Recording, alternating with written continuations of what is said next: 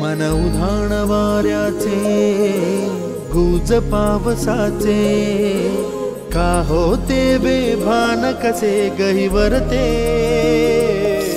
मन उधाण वाऱ्याचे गुज पावसाचे का होते। आणि खऱ्या अर्थानं या चळवळीत ज्यांनी भाग घेतला ते असे आपण सर्व शिक्षक अधिकारी त्याचबरोबर गावकरी आणि विद्यार्थी।